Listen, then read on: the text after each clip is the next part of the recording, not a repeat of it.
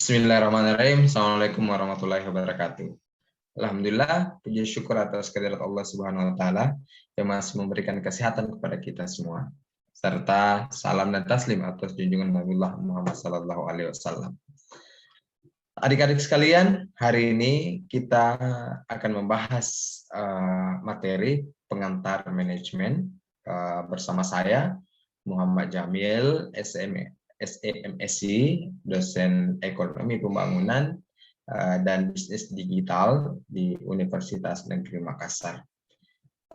Pada materi kuliah ini terkait dengan pengantar manajemen.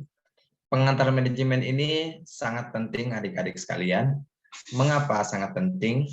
Karena adik-adik setelah kita brainstorming, setelah kita perkenalan, dan saya menemukan bahwa hampir 90% atau 90% lebih adik-adik ingin menjadi seorang pengusaha. Artinya apa? Untuk menjadi seorang pengusaha, maka hal yang sangat penting adalah pengetahuan kita tentang manajerial atau biasa disebut dengan pengetahuan tentang manajemen. Nah, jadi perlu kita ketahui semua bahwa di dalam materi ini kita akan membahas beberapa hal. Adapun pembahasan-pembahasannya adalah yang pertama yaitu definisi manajemen, kemudian fungsi manajemen, kinerja organisasi, keahlian manajemen, jenis manajemen, dan diskusi. Nah, adik-adik sekalian, kita masuk pada bagian pertama, yaitu fungsi manajemen. Pada fungsi manajemen ini, kita akan membahas beberapa hal. Nah, berikut ini yang akan kita bahas pada definisi manajemen.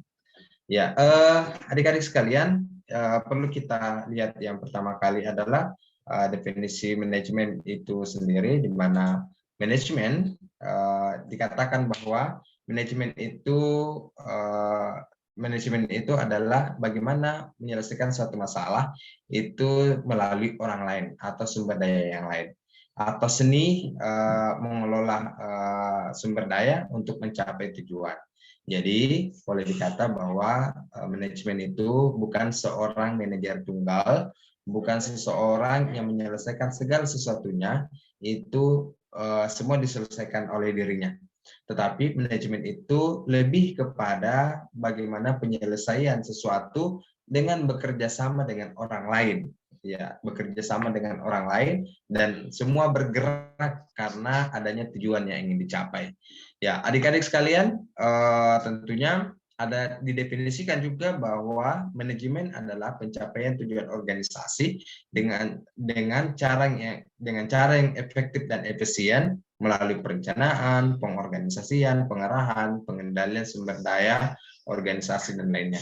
Nah, itu intinya di sini pada definisinya adalah kita mencapai tujuan organisasi. Apa yang menjadi tujuan organisasi itu? Ya, tentunya mungkin visi atau target-target keuntungan dan sebagainya dengan cara yang efektif dan efisien. Artinya efektif itu pencapaian bisa dicapai, tujuan bisa dicapai, efisien itu dengan biaya yang lebih murah. Melalui apa? Kita merencanakan, kita mengorganisasikan, kita arahkan, dan pengendalian sumber daya organisasi. Nah, selain itu adik-adik juga dibahas tentang fungsi manajemen, di mana fungsi manajemen itu ada empat ya.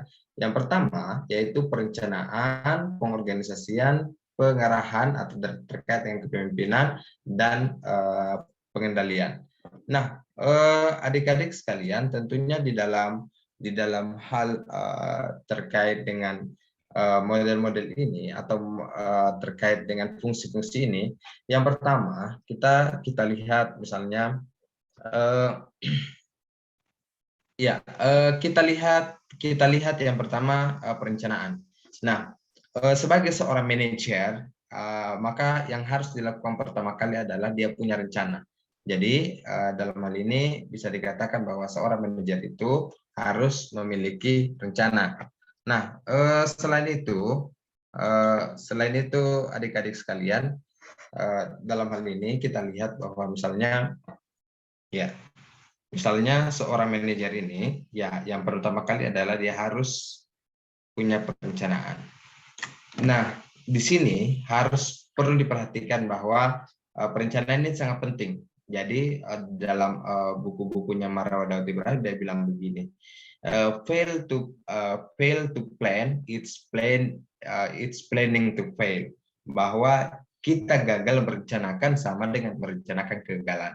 Jika kita seorang manajer, kita adalah seorang pimpinan di sebuah perusahaan yang dengan jabatan sebagai manajer, maka tentunya tentunya adik-adik sekalian, kita harus punya perencanaan. Tanpa perencanaan, maka kita bisa dikatakan kita adalah merencanakan kegagalan. Setelah ada rencana, ada pengorganisasian. Nah, kemudian setelah kita rencanakan, kita organisasikan. Apa itu organisasikan? Misalnya sebagai contoh adalah tujuan usaha kita, tujuan perusahaan kita adalah menciptakan laba 10 juta di dalam bulan ini.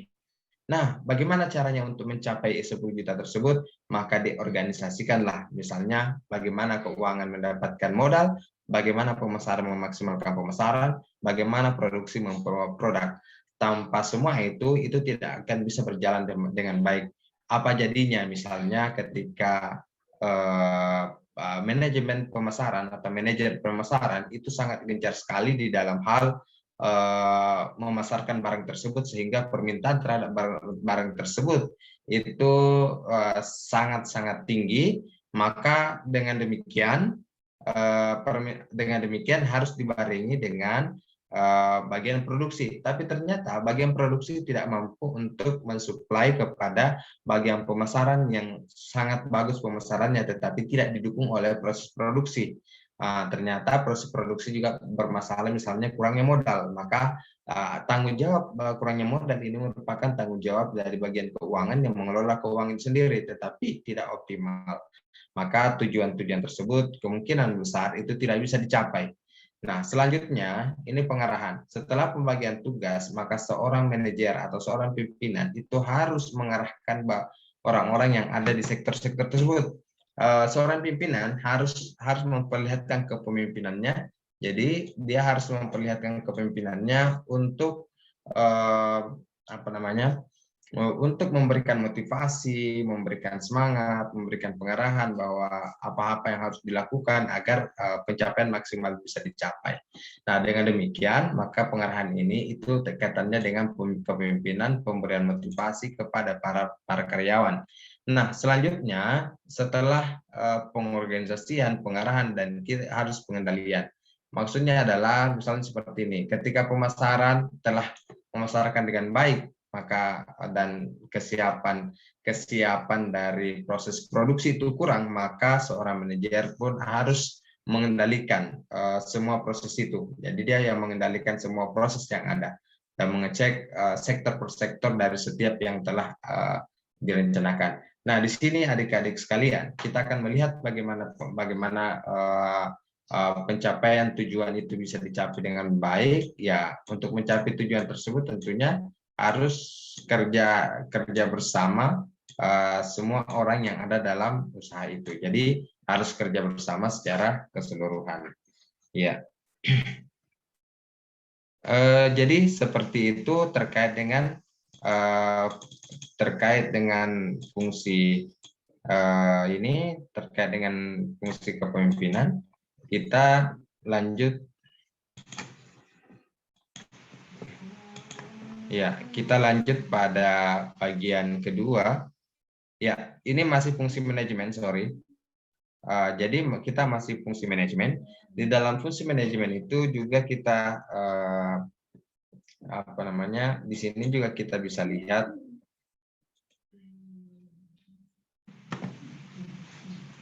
nah, di sini adik-adik sekalian, di sini masih fungsi manajemen. Sebagai hal yang harus dalam perencanaan, dalam fungsi manajemen itu kita juga harus melihat terkait dengan terkait dengan ini, ya, terkait dengan sumber daya manusia. Jadi perlu diperhatikan bahwa perlu diperhatikan bahwa kita harus memperhatikan sumber daya ini, yaitu dalam proses perencanaan ini, dalam proses semua ini kita sangat-sangat wajib untuk memperhatikan yang termasuk misalnya sumber daya yang dimiliki, kemudian yang kedua adalah kinerja yang ingin dicapai.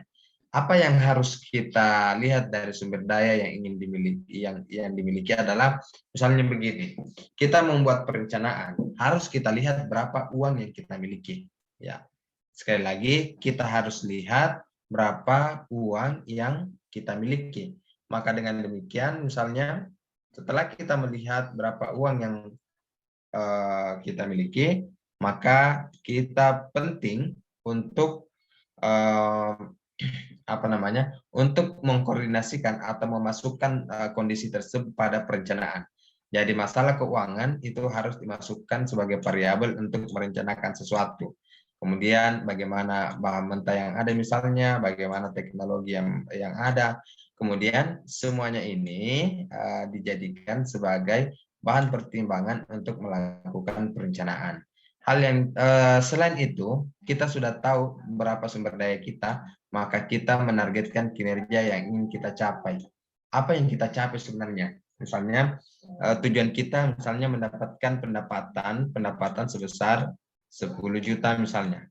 Nah, dengan demikian pencapaian ini itu diharapkan bahwa kita tetap bisa mencapai itu 10 juta dengan mempertimbangkan bahwa kondisi yang ada hari ini, kondisi di sini, kondisi ini mendukung untuk mendapatkan keuntungan 10 juta dalam 1 bulan. Maka dengan demikian perlu sebuah produk, perlu sebuah efisiensi dan efektivitas. Pertama mencapai tujuan ini oke, tapi untuk mencapai tujuan tersebut kita butuh produk dan kita butuh efisiensi. Jadi begitu hal ini terkait dengan fungsi manajemen itu sendiri.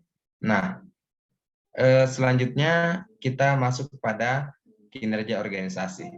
Jadi di dalam kinerja organisasi ini kita melihat bahwa yang harus dilakukan maksudnya adalah dalam kinerja organisasi ini hal yang mesti kita garis bawahi untuk kinerja organisasi ini adalah pertama, kinerja organisasi itu kemampuan organisasi untuk mempertahankan tujuannya atau kemampuan untuk mencapai tujuannya dengan menggunakan sumber daya secara efektif dan efisien. Jadi kinerjanya itu ini seperti yang saya gambarkan tadi sebelumnya, bahwa dalam fungsi manajemen ada sumber daya, dan sumber daya ada bahan mentah teknologi, dan ada kinerja mencapai tujuan, produk, dan efisiensi. Nah, ini saya kembali bahwa kinerja organisasi itu adalah kemampuan untuk mempertahankan tujuannya dengan menggunakan sumber daya efektif dan efisien. Pertanyaannya, apa sih yang disebut dengan efektif dan efisien? Efektif itu lebih melihat kepada efektivitas, ya, disebut dengan efektivitas, yaitu kemampuan perusahaan untuk mencapai tujuannya. Jadi ketika dia sudah mampu mencapai tujuannya, maka itu sudah dikatakan efektif. Kalau misalnya sebagai contoh, tujuannya adalah untung 10 juta dan betul-betul untung 10 juta, maka itulah yang disebut dengan efektif atau kemampuan untuk mencapai tujuannya. Sementara efisiensi itu adalah penggunaan sumber daya minimal. Jadi menggunakan sumber daya minimal untuk mencapai tujuan tersebut. Misalnya bagian pemasaran, berapa pemasaran yang digunakan, yang bisa digunakan untuk mencapai tujuan-tujuan yang ada. Nah, selain itu di bagian produksi, bagaimana penggunaan sumber daya yang tidak terlalu banyak tetapi bisa menghasilkan efisiensi atau keuntungan yang lebih banyak dari sebelumnya. Nah, selain itu adik-adik sekalian, kita masuk pada misalnya keahlian manajemen. Pada keahlian manajemen ini pada keahlian manajemen ini ada beberapa hal yang dibahas. Yang pertama, di dalam manajemen ada namanya keahlian konseptual. Keahlian konseptual ini adalah orang-orang yang berada pada tataran konsep yang bisa yang memiliki ide yang banyak bagaimana mengembangkan perusahaan. Maka dia biasa disebut dengan manajemen puncak. Disinilah misalnya direktur, direksi dan sebagainya. Jadi keahlian konseptual. Kemudian yang kedua adalah keahlian manusia, yaitu manajemen menengah. Nah, di sini itu misalnya keahlian dalam keuangan, keahlian dalam pemasaran, dan keahlian dalam hal yang lainnya. Hal ini berkaitan dengan kemampuan seseorang untuk melakukan sesuatu. Jadi misalnya kemampuan pemasaran, dia bisa turun ke masyarakat, dia punya ide untuk membangun masyarakat. Kalau konseptualnya, ya para manajemen puncak itu memberikan arahan bahwa seperti ini yang harus dilakukan, kemudian dikembangkan oleh manajemen menengah atau keahlian manusia. Sementara keahlian teknis itu adalah manajemen pertama, yaitu orang-orang yang sudah terlibat pada tataran teknis dalam sebuah usaha. Kemudian non manajer atau kontributor perorangan itu adalah sebuah apa ya, atau orang yang bekerja pada suatu perusahaan tetapi dia bukan karyawan tetap pada perusahaan itu, melainkan dia hanya mendapatkan pendapatan jika mampu untuk memberikan benefit kepada perusahaan, atau boleh dikata mereka hanya mendapatkan bonus. Nah, di sini level manajemen itu ada namanya manajemen puncak, manajemen menengah, dan manajemen pelaksana. Semua ada alurnya, semua ada pertanggungjawabannya. Misalnya yang hitam ini adalah alur komando, yang ini adalah alur pertanggungjawaban. Jadi manajemen menengah bertanggung jawab kepada manajemen puncak, manajemen pelaksana bertanggung jawab kepada manajemen penengah, dan seterusnya. Nah, seperti ini. Kemudian jenis manajemen. Jenis manajemen ini ada namanya perbedaan vertikal dan perbedaan horizontal. Nah, struktur organisasi misalnya ini kepala LIPI itu adalah manajemen puncaknya. Kemudian ini adalah jadi mungkin digambarkan seperti ini. Ini adalah manajemen puncak, kemudian ini adalah ini semua, ini adalah manajemen apa ya, manajemen horizontal. Jadi yang seperti ini horizontal, yang di sini ini horizontal, kemudian naik ke atas ini adalah vertikal. Jadi bisa kita membedakan bahwa horizontal itu terkait dengan kepala unit, bawahnya kepala unit, di bawahnya lagi, di bawahnya lagi. Jadi kita melihat bahwa tanda panahnya bisa ke atas dan tanda panahnya bisa ke bawah. Jadi itu untuk misalnya terkait dengan perbedaan horizontal. Vertikal. Kemudian horizontal itu perbedaan misalnya kepala bidang A, kepala bidang B, kepala bidang C, dan seterusnya. Mereka semua kepala bidang itu setara. Jadi ada kesetaraan di sesama mereka. Ya, jadi itu adik-adik sekalian, sebagaimana yang saya sampaikan sebelumnya, bahwa tugas kita adalah mendatangi manajer, bertanya kepada manajer apa yang mereka rasakan. Karena dalam pertemuan ini kita membutuhkan dalam pertemuan ini kita membutuhkan model atau apa ya, atau mungkin seperti ini, bahasa sederhananya adalah pada mata kuliah ini kita membutuhkan adik-adik datang kepada manajer bertanya apa yang dirasakan oleh manajer. Nah, dengan demikian adik-adik bisa tahu bahwa menjadi manajer itu seperti apa sih, rasanya seperti apa sih, kebanggaan seperti apa sih, dan apa suka dan dukanya. Nah, begitu dari materi yang saya sampaikan, maksud saya dari pada pertemuan sebelumnya bahwa kita telah menyepakati bahwa adik-adik akan mewawancarai UKM yang ada di dekat rumahnya, dan dari situ kita bisa memahami bagaimana perasaan menjadi seorang manajer. Apakah menjadi manajer dengan 2 karyawan ataupun dengan tidak ada karyawan. Setidaknya kita telah menjadi bagian dari kepemimpinan untuk membangun sektor dunia usaha. Ya, adik-adik sekalian, saya kira cukup sekian untuk materi kita pengantar manajemen. Mohon maaf atas keterlambatannya. Terima kasih. Assalamualaikum warahmatullahi wabarakatuh.